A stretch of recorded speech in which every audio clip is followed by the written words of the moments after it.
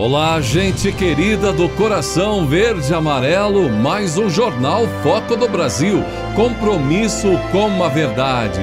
Que bom saber de onde você nos assiste e por isso perguntamos novamente de qual lugar abençoado do nosso Brasil ou do mundo você está assistindo a essa edição. Conte aí, comente, deixe a sua opinião, participe do chat ao vivo e ainda veja se o sino de notificações está ativado para receber nossas atualizações diárias. Vamos agora às notícias desta edição. Sua primeira conversa com apoiadores após o retorno da Itália, o presidente Jair Bolsonaro comentou sobre vários assuntos, inclusive sobre os que criticam pontos do grande leilão da Dutra, que foi celebrado pelo ministro Tarcísio. O presidente lembrou que o valor do pedágio terá uma boa redução, os motociclistas estarão isentos, mas ainda assim há os que criticam. Nós fizemos o leilão da Dutra que o Tarcísio fez, né? E daí zeramos o pedágio de moto. Daí o pessoal criticando. O caminhoneiro vai pagar mais. Os caras têm uma mania de criticar, né? O pedágio vai reduzir em 35% para todo mundo e zeramos moto. O pessoal critica do nada, o tempo, qualquer coisa vai criticar. Está com saudade do passado, que era roubalheira e aumento de impostos. Acho que se acostumaram, né? Sobre a importância do Brasil neste tempo, de discussões sobre o clima, sobre o alimento, a fome no mundo, as dificuldades previstas para o mundo para as próximas décadas, o presidente enalteceu o papel do Brasil, da agricultura brasileira. E também criticou os que atacam o agro do nosso país. E até um brasileiro ali lembrou que a esquerda está colocando o agricultor como inimigo do meio ambiente, inimigo do Brasil, mais ou menos no antigo estilo, Aquele ditado que tinha do empregado mandar no patrão, uma inversão de valores. Nós alimentamos, cada 5 bocas do mundo, uma nós alimentamos. O agronegócio vai muito bem, alguns criticam o agronegócio. Olha, vá plantar, vai criar boi. Não é fácil? Vai lá, faz o que estão fazendo. Trabalha de domingo a domingo, porque o dono da fazenda não tem CLT. Trabalha. Veja como é que é. Veja os riscos que correm também quando falta de chuva, quando sobra água. Mas o Brasil é primeiro no mundo na agricultura e na pecuária. Um dos primeiros, para ninguém me criticar, tá? Os agricultores são tidos como inimigo aqui no Brasil, infelizmente, por uma classe aí política e de esquerda aí que tem levado até a nossa juventude a ser contra agricultores, Bem complicado. Tem gente que tem raiva de quem é bem sucedido, você falou? É verdade. Eu vou Tem gente que tem raiva, quando o cara ganha uma loteria, aí o cara fica com raiva do cara. É verdade. E o que foi esse negócio aí de Sérgio Moro, você viu, ter compartilhado um grupo do Telegram com conteúdo pornográfico?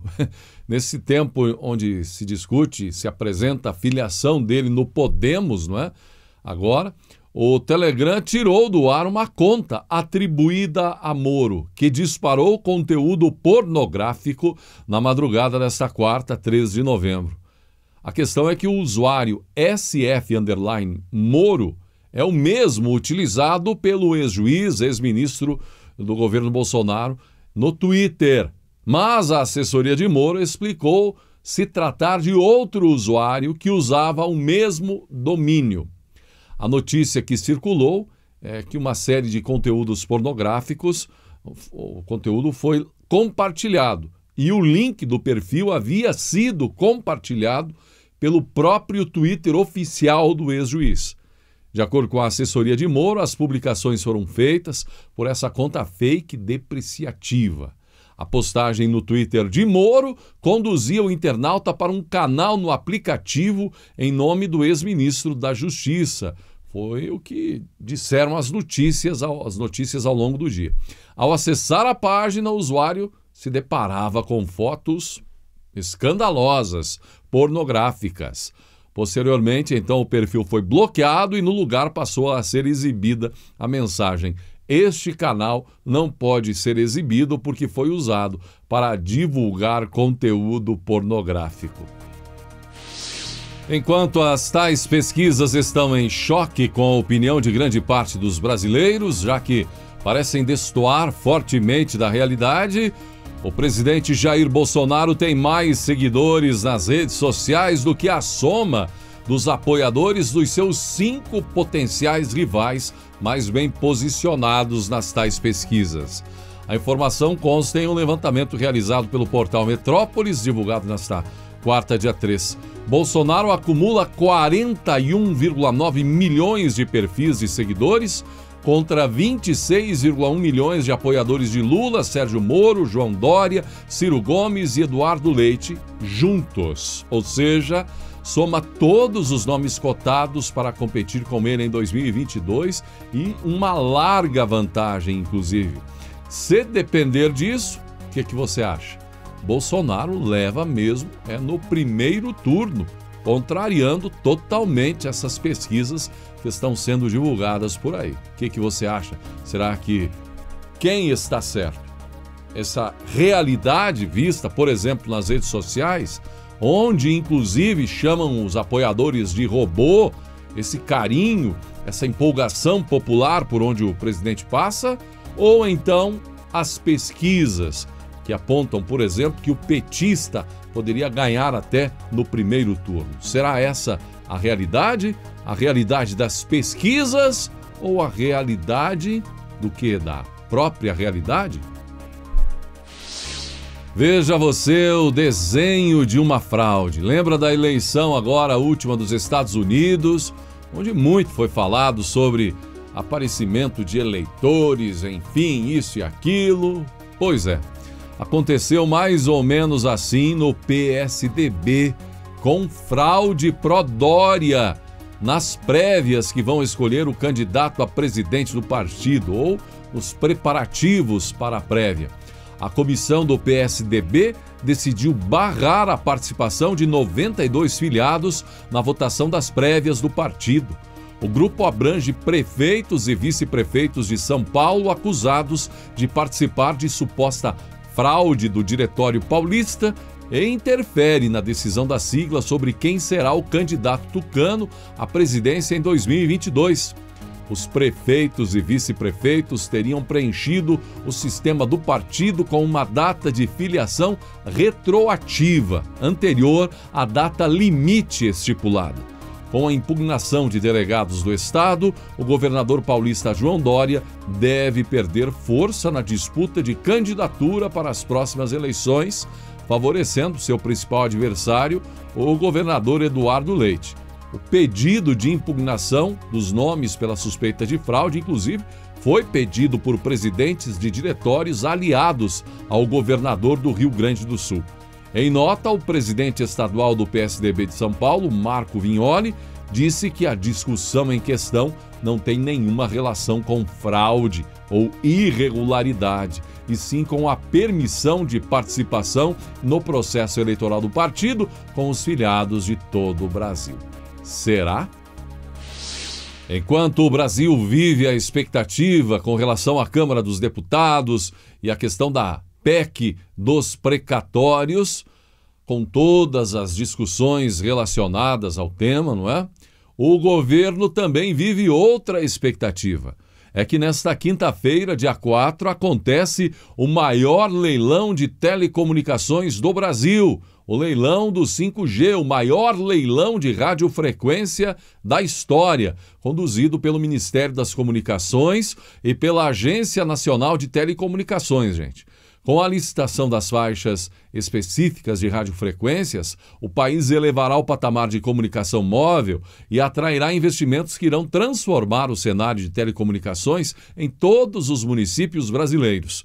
A expectativa é de que a licitação do 5G movimente 169 bilhões de reais nos próximos 20 anos, segundo estimativas da Anatel. Com o leilão do 5G, nós vamos conectar todo o Brasil, disse o ministro das Comunicações, Fábio Faria.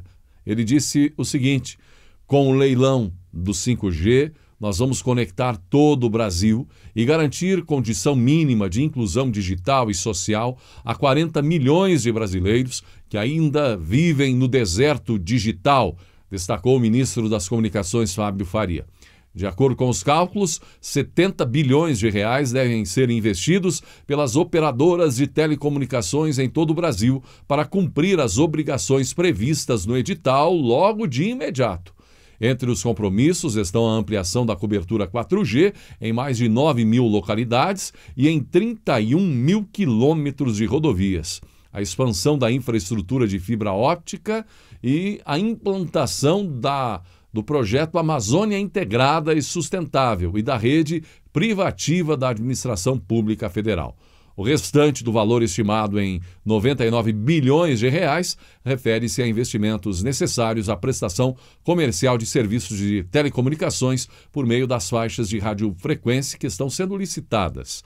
A projeção bilionária total corresponde às despesas com bens de capital, por exemplo, a aquisição de máquinas e equipamentos e a implantação de redes e de outras infraestruturas físicas.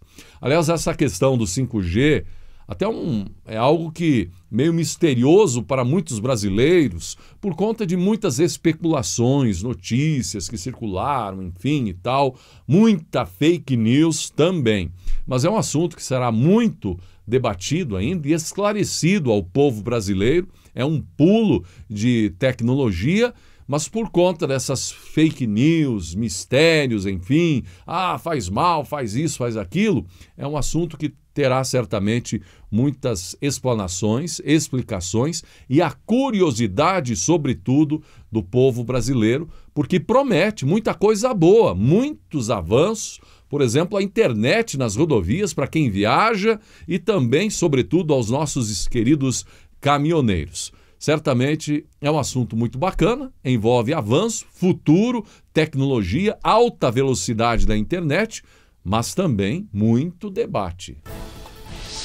Na dança para as eleições 2022, agora vimos que o apresentador José Luiz da Atena decidiu deixar o PSL e filiar-se ao PSD para disputar uma vaga no Senado Federal por São Paulo nas eleições de 2022. Pelo menos é a nova informação do momento em relação a Datena. E ela foi confirmada por Gilberto Kassab, presidente do partido. O ato de filiação de Datena será em 24 de novembro, uma quarta-feira em Brasília. Datena, que chegou a declarar ter certeza, não é? Ousado é isso, ele declarou ter certeza de que seria o novo presidente da República. Ele não estava satisfeito, no entanto, com a fusão entre o PSL e o Democratas, que resultará no União Brasil. Então, será que perdeu a certeza ou achou que era muita responsabilidade da Atena? Não, presidente é demais para mim, embora eu tenha certeza da eleição, vou deixar para outro, não é? E aí acabou então desistindo. Dizem que Datena percebeu a tempo suas remotas chances, de verdade, reais, embora tivesse dito que teria certeza que seria eleito. O novo partido de Datena pretende lançar o presidente do Senado, Rodrigo Pacheco, para a presidência da República, o que até explicaria as muitas interrogações que certas atitudes de Pacheco despertaram desde que ele assumiu a presidência do Senado em relação ao governo Bolsonaro, incluindo a CPI da pandemia e até o atraso relacionado à sabatina de André Mendonça para a corte. Também puderam, né? Foi picado aí por algo, pela mosca, enfim, pelo mosquito que colocou na mente dele. Posso eu ocupar o cargo de Bolsonaro? A ministra do Ministério da Mulher, da Família e dos Direitos Humanos, a Damares Alves, cumpre a agenda oficial em Genebra, na Suíça, desde o dia 2 até o dia 5 de novembro. O principal evento ocorre, inclusive, nesta quinta-feira, dia 4, em um encontro que reunirá os 34 países signatários de documento no qual se posicionam contra a adoção de legislações internacionais pró-aborto. Damares também teve um encontro com o diretor-geral da Organização Mundial da Saúde, Tedros Adhanom, depois do presidente Bolsonaro, não é? Na cúpula do G20 na Itália. Agora também temos a notícia de que Damares teve um encontro com o diretor Tedros. O desempenho do Brasil na vacinação de povos indígenas contra a Covid-19 foi o tema da reunião. A reunião ocorreu na sede da OMS em Genebra, na Suíça. No encontro, Damares mencionou o índice de vacinação de povos tradicionais. Desde setembro, de acordo com a ministra, 80% da população indígena está totalmente imunizada contra a Covid-19.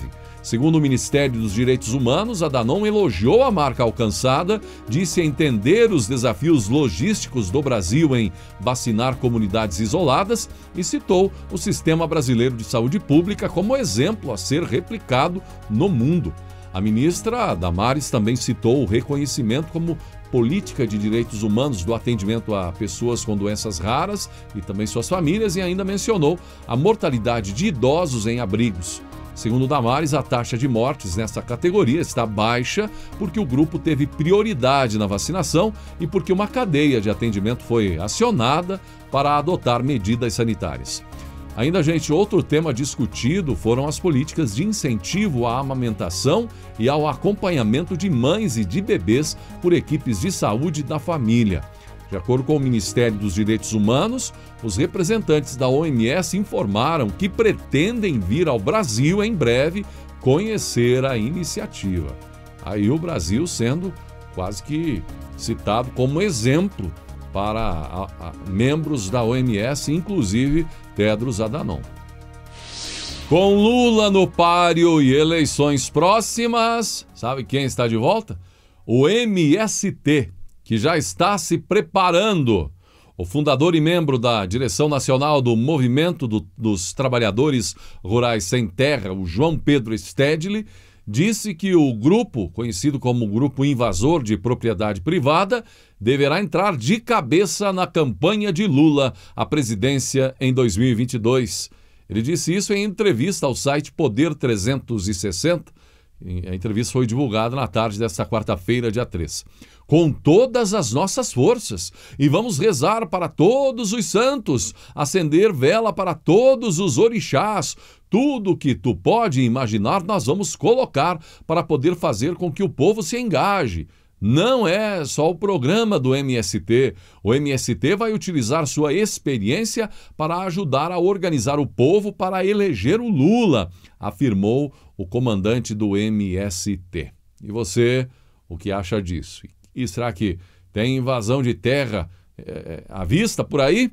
Falando nisso, vimos que o governo lançou uma portaria. Você viu? Falamos na edição anterior, proibindo a demissão de não vacinados. Atitude muito elogiada por muitos brasileiros. Pois é, a Rede Sustentabilidade acionou nesta quarta-feira, dia 13, a Corte contra essa portaria do Ministério do Trabalho e Previdência, que proíbe empresas de demitir empregados que se recusam a tomar a vacina contra a Covid-19. Vamos ver agora o que vai dizer a Justiça. O vice-presidente Hamilton Mourão disse que o setor pecuário nacional terá que adaptar para que o país cumpra a promessa, feita de forma conjunta com outros 102 países, de reduzir em 30% as emissões de gás metano até o ano de 2030. A questão do metano está ligada aos excrementos da pecuária, principalmente. Nós temos um rebanho bovino enorme, vai ter que haver uma adaptação, um planejamento para isso, disse Mourão nesta quarta, dia 3. O compromisso para a redução da emissão de gás metano foi anunciado durante a Conferência das Nações Unidas para Mudanças Climáticas, COP26, realizada em Glasgow, na Escócia. Temos um prazo para irmos nos adaptando.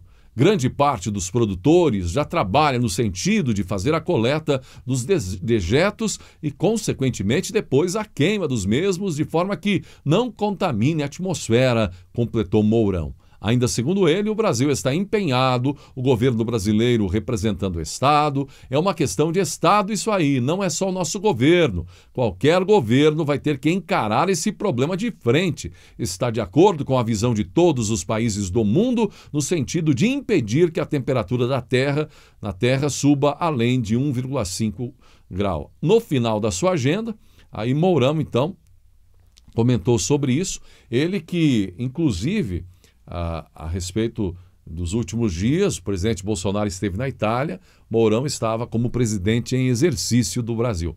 Bolsonaro retornou, Mourão então voltou à sua posição de vice-presidente. Muito bem, e assim chegamos ao final desta edição do Jornal Foco do Brasil. Gratidão mais uma vez pela sua atenção e que Deus abençoe a você e a sua família.